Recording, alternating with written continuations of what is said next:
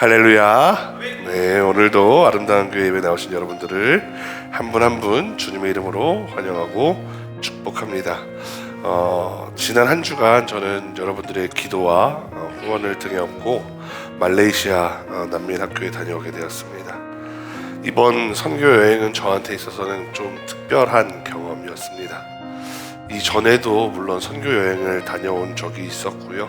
심지어는 말레이시아도 다녀온 적이 있었습니다. 그런 모든 선교들을 다 곱씹어보면 나름 감동적인 면들이 있습니다. 그래서 제가 특별하다고 말씀드린 이 표현 속에 다른 선교 여행들은 부족하고 이번에만 좋았다, 이번이 특별했다, 특출났다 이런 의미가 아니라는 것을 전제로 여러분들 이해해 주셨으면 좋겠습니다. 이번 선교 여행은 화성동지방회에 속한 목사님들 그리고 학생들, 청년들과 함께 다녀오게 되었습니다. 목적지는 말레이시아 쿠알라룸푸르 바로 옆에 있는 까장이란 도시에 있는 난민학교였습니다. 특히나 지난 10여 년 동안 혼란에 휩싸였던 미얀마 출신의 난민들이 대다수를 이루는, 물론 파키스탄 출신도 있고 다른 나라 출신들도 있긴 하지만 미얀마 출신들의 난민들이 가장 주를 이루는 학교였습니다. 이번 주가 저 학교의 개강이었고요. 첫 번째 주로 영성 수련회를 진행해 달라고 부탁을 받았습니다. 그 이야기를 듣고 저는 그들에게 특별하고 따뜻한 온정을 베풀어 주고 싶다라는 생각을 했고요.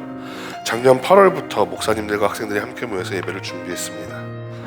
영어로 한 번도 찬양을 불러본 적 없는 아이들한테 영어로 찬양을 부를 수 있도록 연습을 시켰고, 그 외에도 여러 가지 활동 사역들을 다른 목사님들이 준비해 주셨습니다. 근데 정작 이번 주에 가서 아이들을 만났는데 제가 생각했던 것과는 전혀 다른 지점이 하나 있었습니다. 우리가 먼저 믿은 자고 우리가 더 하나님으로 충만한 자니까 우리가 저들에게 하나님의 은혜에 아주 좋은 단면을 보여주는 모범이 돼야 돼 라고 생각을 하고 딱 처음 갔는데, 가자마자 도착하자마자 한 15분 만에 찬양 인도를 해야 됐거든요. 그런데 저희가 목 놓아 부르는 찬양보다 저 아이들이 목 놓아 부르는 찬양에 압도가 되어버렸습니다. 우리가 저들에게 은혜를 끼치고 은혜롭게 찬양하고 은혜롭게 예배한다는 건 이런 거야 라고 보여줘야 돼 라고 생각을 했는데, 그게 아니라 그들이 예배드리는 모습을 보면서 저들 안에 은혜가 충만하구나 하는 것을 배우게 되었습니다.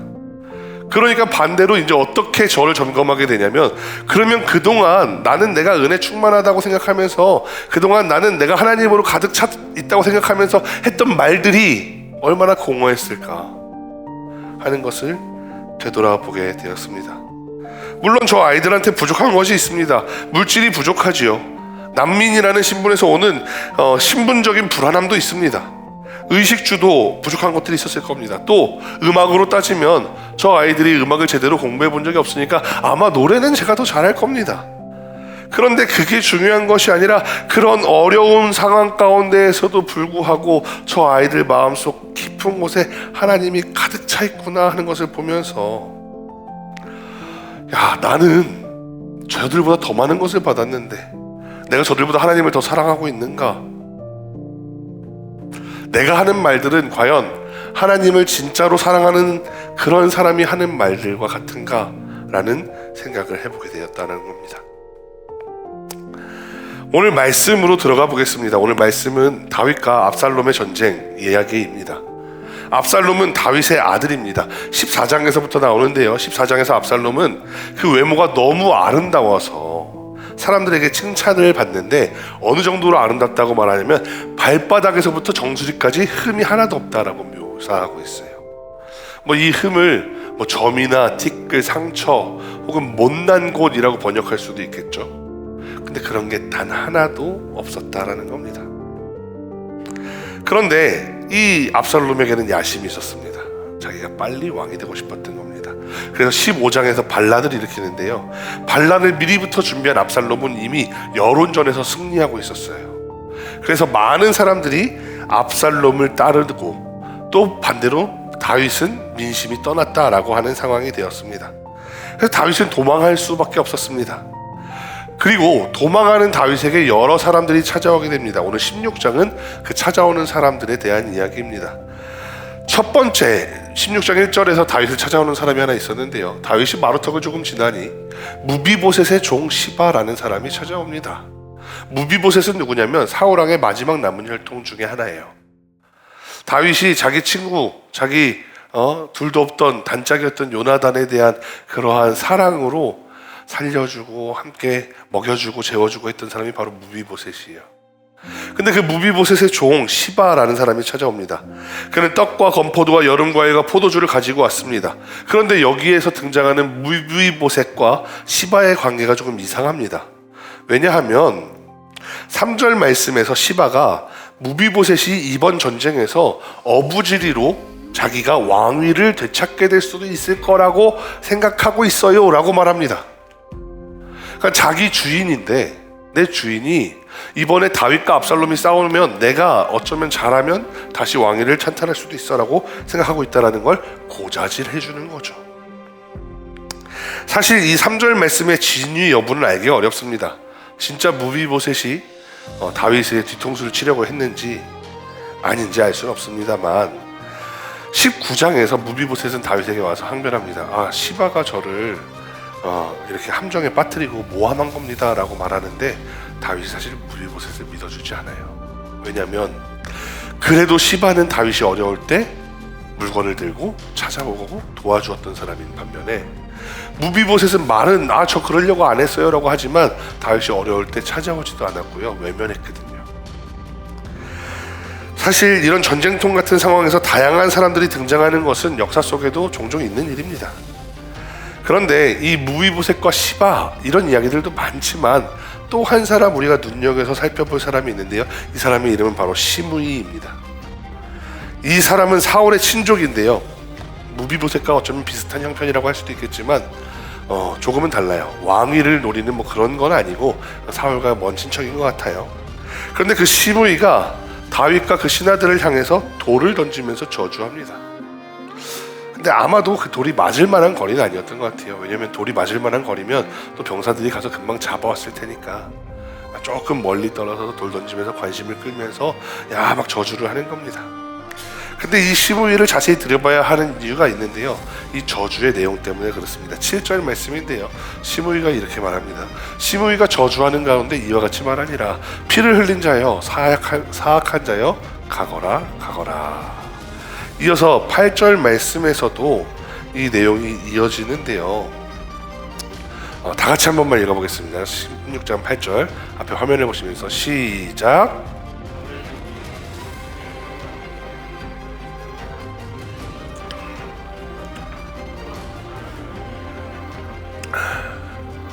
보라, 너는 피를 흘린 자임으로 화를 자초하였느니라 하는지라.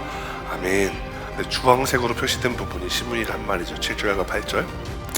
저걸 하나하나 분해해 보면은 이렇게 됩니다. 7절에서 피를 흘린 자여 라고 말합니다.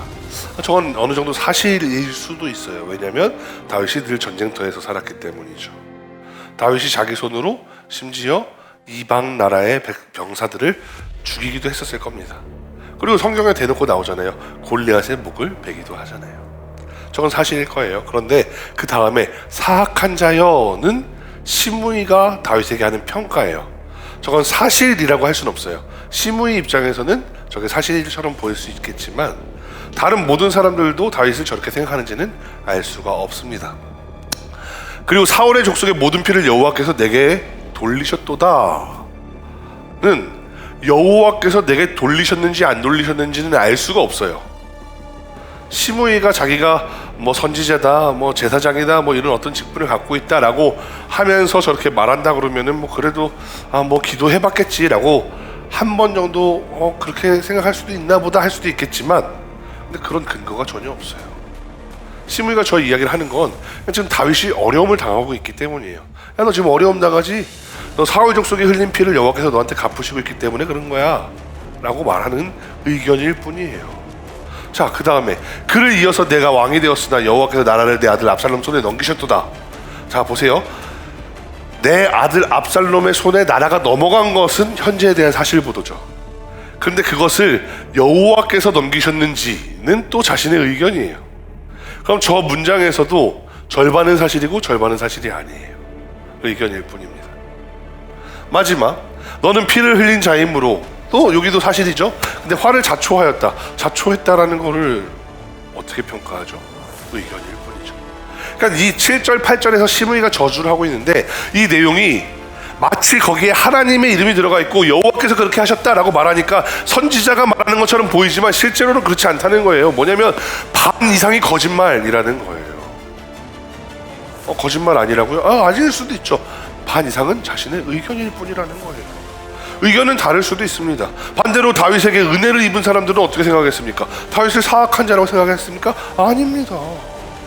다윗은 자애로운 왕이라고 생각하는 사람들도 있을 겁니다. 반 이상이 이렇게 바뀔 수 있는 내용들에다가 여호와라는 표현들을 중간중간에 껴놓고 마치 선지자가 말하는 것 마냥 말하고 있다라는 겁니다.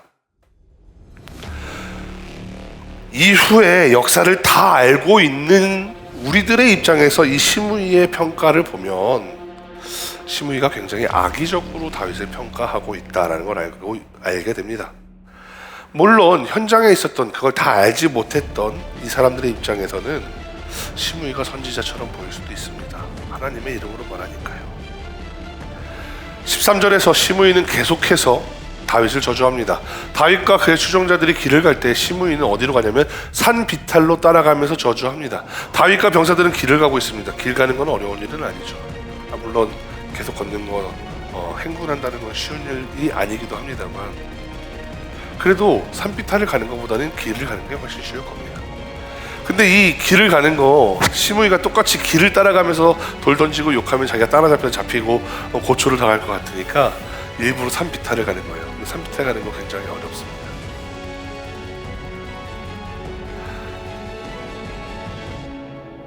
제가 되게 즐겨보던 드라마가 하나 있습니다. 바로 신병이라는 군대 드라마인데요. 왜 남자들은 군대를 갔다 오고 또 군대 드라마를 보는지 모르겠습니다만, 거기 보니까 훈련하는 장면이 나오더라고요. 근데 훈련하는 장면이 나오는데 산 비탈에 이제 몸이 날랜 다른 병사가 하나 숨어 들어와서 그 사람을 이제 잡는 그런 훈련이에요. 근데 이제 산비탈을 그렇게 가다 보니까 멧돼지를 만나게 되는 거죠. 근데 그냥 산비탈을 가는 것도 힘든데 달리는 거는 오죽하겠습니까? 소리치는 건 오죽하겠습니까? 근데 시므이가 산비탈을 간다는 거는 편한 길을 가면서 한다는 게 아니라 저 불편함을 감수할 정도의 악의가 있다라는 표현이 되는 겁니다. 그런데 역사적으로 이 시므이처럼 하나님의 이름을 빌어 자신의 의견들을 피력했던 사건들이 몇 개 있습니다. 예를 들어서 우리 기독교가 이제 구교와 신교로 갈라지기 전에 교황청의 면죄부 설교가 그랬습니다. 라틴어로 된 성경을 제대로 읽지 못하는 대중들에게 이런 표현을 줬어요. 동전이 헌금통에 떨어지는 딸그락딸그락 소리와 함께 너의 부모님의 영혼이 연옥에서 풀려날 거야. 사실 교황청의 재정을 극복하기 위해 어려운 상황이었으니까요. 어려운 상황을 인정하지 않는 건 아닌데요. 성경적 어휘들을 사용하죠. 연옥이라든가 영혼이 풀려난다든가. 십자군 전쟁 때도 똑같았습니다. 하나님께서 원하신다라는 구호가 있었지만 성지의 회복, 신앙 수호를 중심으로 한다는 명분은 있었지만 실제로는 봉건 영주들에게 토지를 나눠줘야 했고 교황권에 대한 강화가 목적이었고 정치적 세력 확장이 목적이었던 전쟁이었습니다. 현대로 오면 어떨까요? 개신교에도 있습니다. 개신교라고 늘 구교보다 낫다라고 말할 수는 없는 게 19세기 미국 남부에서 노예제를 옹호하는 설교가들이 있었어요. 흑인 노예제도가 성경적 질서라고 말했던 사람들도 있었어요. 성경에도 종이 나오고 특히나 저 흑인들 저렇게 된 거 다 자기들이 잘못한 부분들이 있어서 그래. 심지어 이거 오늘날 한국교회에서도 이런 설교하시는 분들이 있어요. 노아의 자손들 중에 누가 흑인의 조상이 됐는데 얘가 노아의 아버지의 그 벗은 모습을 보면서 그걸 사람한테 소문내고 이랬으니까 얘가 저주를 받아서 흑인이 됐고 흑인이 되면서 이제 얘네가 종살이하게 된 거야 라고 설교하시는 분들 있어요. 성경에 그런 얘기 한마디도 없거든요. 그러니까 이게 오해하면 안 되는 게 오늘날에 벌어진 현상을 성경에서 근거를 찾는다고 찾다가 성경에 정확하게 그렇게 말하지 않았음에도 불구하고 이게 그것 때문인 것 같아라고 내가 생각할 수는 있지만 그걸 사실인 것처럼 말하면 안 된다라는 겁니다. 근데 이게 사실은 오늘날 우리들에게도 벌어지는 일이라는 거죠.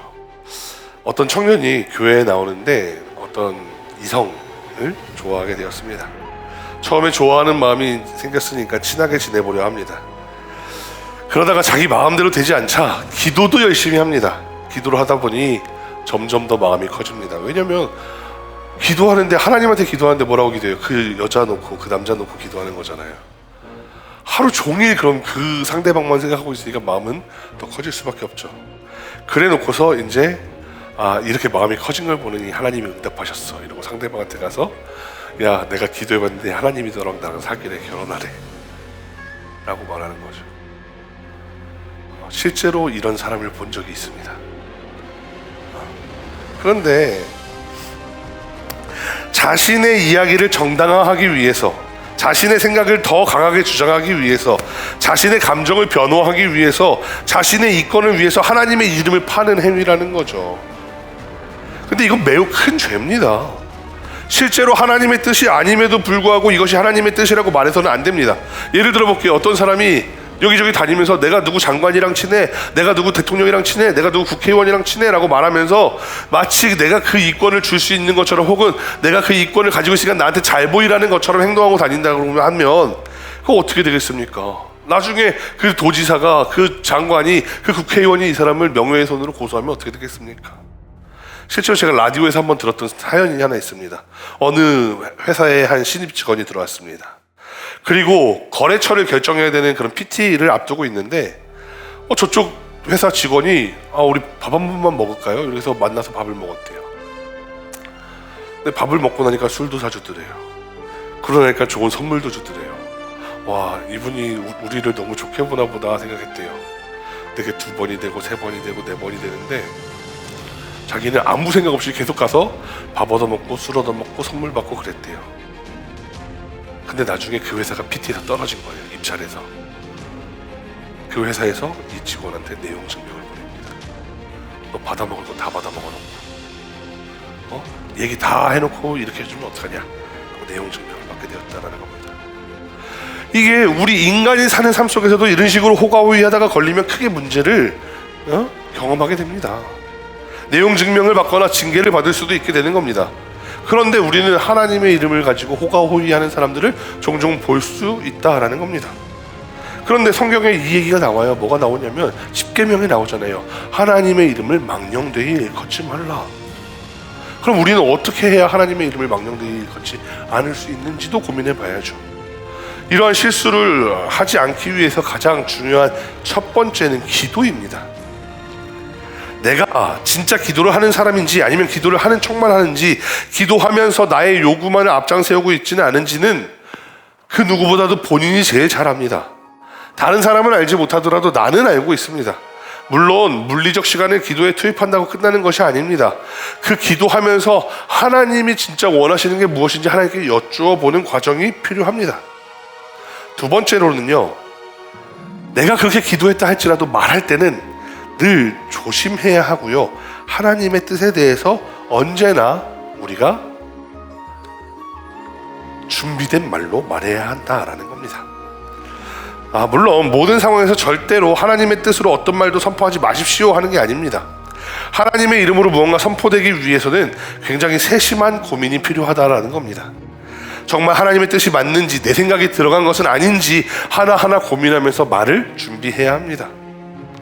제가 어렸을 때는 원고 없이 설교하시는 목사님들이 참 부러웠어요. 대단하다고 느꼈어요.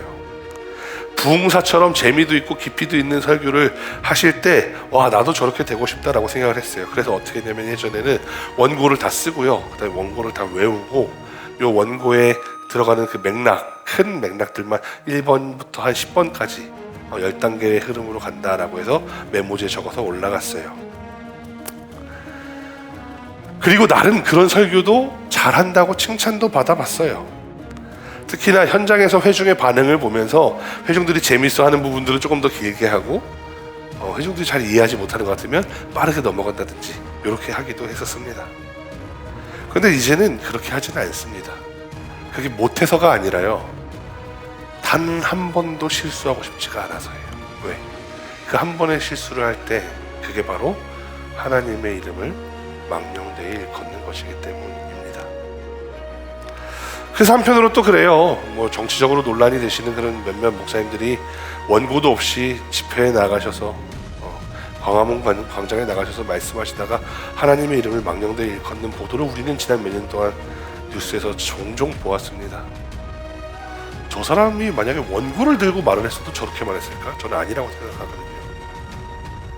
그러니까요, 실제로 우리는 하나님에 대해서 말할 때 많이 생각하고 많이 고민하고 정제해서 해야 한다는 겁니다. 마지막 한 가지, 또 한 가지가 있는데요, 오늘 하나님의 이름을 망령되이 일컫지 않으려면 세 번째 단계는 시므이가 했던 걸 되돌아보면 돼요. 산비탈을 다니면서 악의가 가득한 저주를 쏟아낸 그러한 분노나 악의, 그런 것들이 내 안에 있지는 않은지, 내가 그 분노를 말하면서 하나님의 뜻이 아니다라고 말하고 있지는 않은지 한번 생각해 봐야 한다라는 겁니다. 그런데 오늘 본문에 다윗 왕의 반응이 소개되고 있습니다. 다윗의 신하 중 하나였던 아비새가 화가 나서 저 시므이를 죽이겠다라고 말합니다. 그런데 9절 말씀에 보니까 뭐라고까지 표현하냐면, 이 아비새도 이제 흥분을 해가지고 저 죽은 개가 어찌 내 주 왕을 저주합니까? 라고 말합니다. 사실상 욕설이죠. 욕을 했는데 거기에다 대고 다윗은 그러지 말라라고 말합니다. 11절 말씀인데, 내 아들도 나를 죽이려고 하는 마당이야. 그런데 혹시 하나님이 그거를 명령하신 거면 어떡할래? 자, 12절 말씀인데요, 12절 말씀은 요 단어로 시작합니다. 혹시. 다윗은 저 시므이의 행동을 보면서 분노할 수도 있어요. 바로 칼을 들고 나가서 내가 쟤를 죽여버리겠다 할 수도 있어요.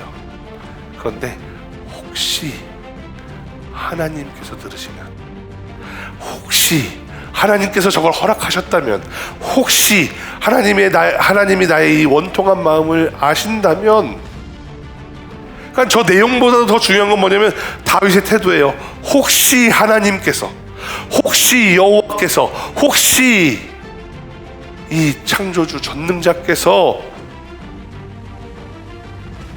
갚아주실 수도 있고 명령하셨을 수도 있다라는 이 태도입니다. 말씀을 정리해 보겠습니다. 인생에 매우 복잡한 삶의 순간들이 찾아오기도 합니다. 그리고 그렇게 복잡한 상황이 되면 우리 주변에도 참 다양한 인간 군상들이 나타나게 되기도 하고요, 우리 또한 이상한 인간 군상의 유형에 속하도록 변화될 수도 있습니다. 실제로 사람들이 핀치에 몰리면 이기적으로 변하게 되기도 하고요, 실제로 사람들이 만약에 조급하다 보면 시야가 좁아지기 마련이기 때문입니다. 그런데 우리가 정말 되지 말아야 하는 인간의 유형이 하나 있는데요, 하나님의 이름을 망령되이 일컫는 유형만은 되지 않게 되기를 간절히 소망합니다. 진짜 위험한 것은 우리가 남을 이용하려 들거나 하나님을 참칭하는 자가 되어서는 안 된다라는 겁니다. 아까 시므이 이야기 제가 분석해 드렸잖아요. 전체 이야기 중에 사실은 절반도 안 된다고요. 근데 그마저도 사실이라고 하는 게, 야, 너 손에 피 묻혔잖아 말고는 거의 없어요. 압살롬한테 나라 빼앗겼잖아, 이거 말고는 없어요. 나머지는 다 자기 생각을 하나님의 이름으로 말하고 있는 겁니다. 물론 확신을 가지고 담대하게 선포하는 사람들을 보면은 멋있어 보일 수 있습니다. 그런데 그 사람들보다 더 멋있는 건 사실은 뭐냐면, 오늘 혹시라는 표현 뒤에 확신 없어 보이는 이 다윗이 하나님이 보시기엔 더 사랑스럽고 더 겸손하고 더 사랑스러운 믿음이라는 거예요. 혹시나라는 믿음이, 여러분, 절대로 약한 믿음이 아니에요. 혹시나라는 믿음이 부족해서 의심하는 믿음이 아니에요. 혹시나 하나님께서 이렇게 하실지도 몰라. 혹시나 하나님이 이렇게 예배하셨을지도 몰라. 혹시나 하나님이 나를 어려움 겪게 하실지도 몰라. 그러면 나는 만약에 그런 하나님이라도 나는 그 하나님을 사랑할 수 있는가라고 내 스스로를 끊임없이 거울에 비춰보는 신앙이 바로 혹시나의 신앙입니다. 하나님의 이름을 함부로 부르지 말라는 계명은 말을 조심하라는 윤리적 당부를 드리는 것이 아닙니다.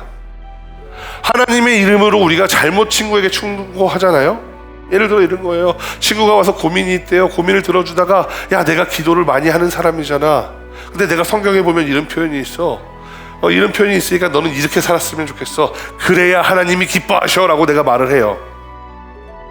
그거는 뭐냐면 내가 읽었던 성경 기준으로 내가 조언하면서 내가 하나님의 자리를 빼앗는 거예요. 물론 성경에 그런 표현이 있죠. 근데 성경에는요 반대 표현도 많을걸요. 성경에는요 정말 다양한 표현들이 있습니다. 근데 정반대되는 것도 많아요. 예를 들어서 제가 저희 어머니와 맨날 티격태격 말장난처럼 하는 이야기가 있어요. 저희 어머니가 저한테 그래요. 야, 내 부모를 좀 공경하라잖아. 성경에 하나님 말씀이잖아. 그럼 제가 그렇게 되받아쳐요. 엄마, 성경에는 내 자식을 노엽게 하지 말라라는 표현도 있어요. 진짜로 이렇게 반대되는 표현들이 많다니까요. 우리의 신앙도 마찬가지입니다. 신앙은 언제나 확신을 크게 외치는데 좋은 신앙이 있다라고 할 수 없습니다. 오히려 하나님 앞에서 겸손하고 혹시나 하는 그 마음으로 판단을 유보하고 내 안에 혹시 악의는 없는지, 욕심은 없는지, 내 안에 내가 하나님의 자리를 빼앗으려 하는 교만함은 없는지 내가 돌아볼 줄 아는 신앙이 어쩌면 더 좋은 신앙일지도 모른다라는 겁니다. 또 그렇습니다. 오늘 본문은 시므이라는 사람을 정죄하라고 말씀드리는 이야기가 아닙니다. 우리 안에도 시므이와 같은 모습이 있지 않은지를 되돌아보라는 겁니다. 이렇게 말씀을 드렸는데도 야, 오늘 말씀 보니까 누구 보니까 걔 맨날 하나님이 뭐 어쩌고 저쩌고 하는 것 같은데 걔 잘못됐더라. 아니요, 그게 아니라 내 안에도 악의가, 욕심이 하나님의 이름으로 포장되고 있지는 않은지를 되짚어보자라는 이야기입니다.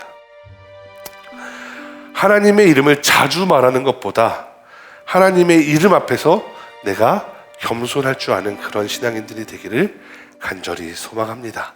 기도하겠습니다.